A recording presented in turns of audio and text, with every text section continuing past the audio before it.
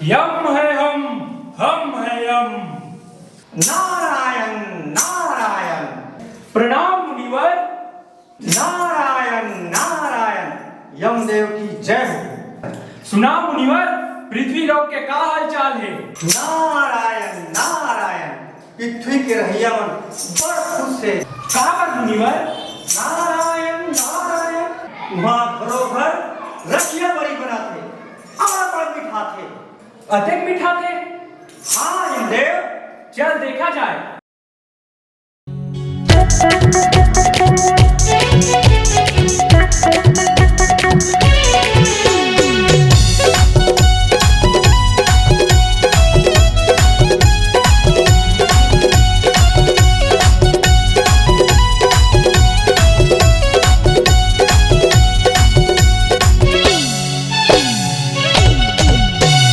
बारी बारी चख्या बारी, बारी बारी चख्या बारी।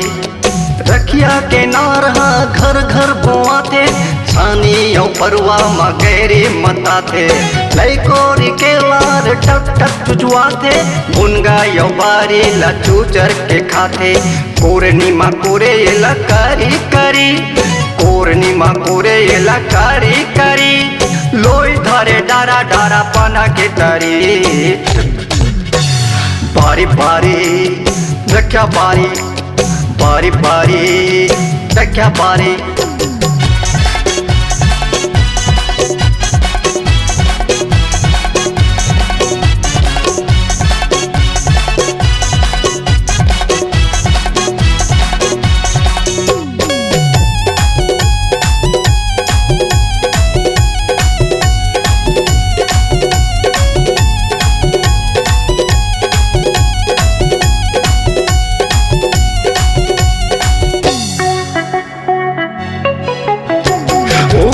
पीठी मायला मता थे, लोई लाया रू पानी मा तौरा थे।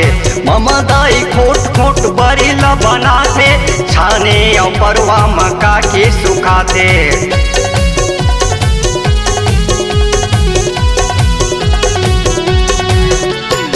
उरित के पीठी मकस के मता थे, लोई लया रू पानी मा तौरा थे। ममदाई खोट खोट बरीला बना थे, छानी औ परवा मका की सुखा थे। घर घर बने बरफ पर तरी, घर घर बने बरी पर तरी। बड़ी औ का राजा हरे रखिया बरी।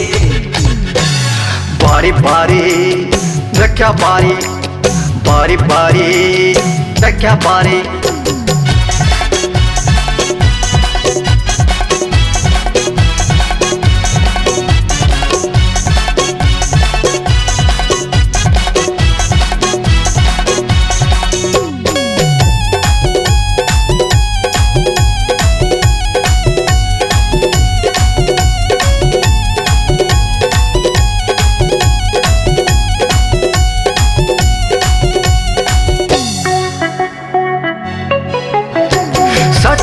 बरही मैला बना थे, मुनगा के संग मखा दे मिठा थे। बीजा के कर बिजौरी बना थे, भाते के संग बड़ मजा आते।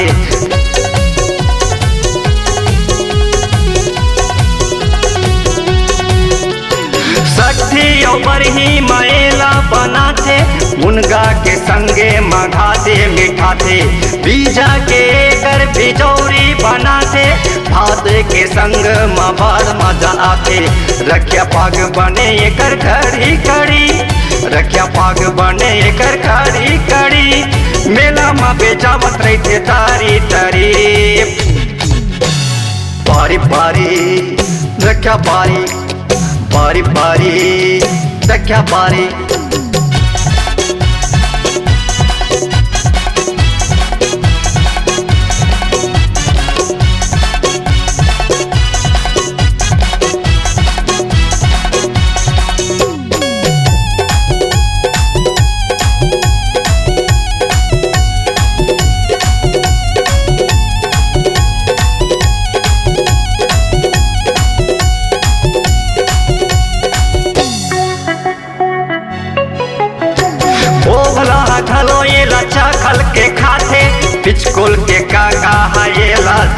थे करा हिले देह वाली हा चोरा थे एती वो ती लइका छरिया थे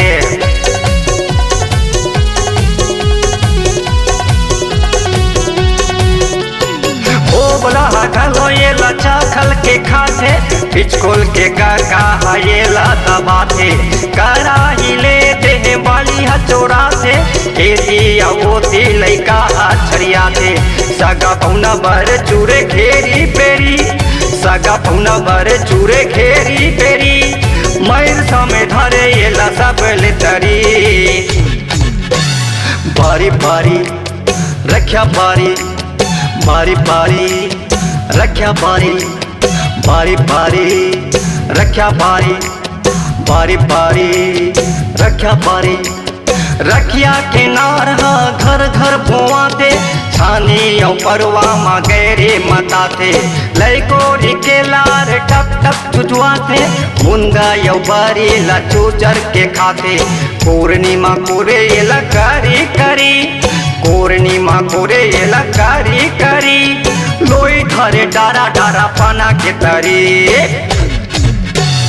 बारी बारी रख्या बारी बारी बारी रख्या बारी तो बारी बारी रख्या बारी हाँ बारी बारी रख्या बारी हो बारी बारी रख्या बारी हाँ बारी बारी रख्या बारी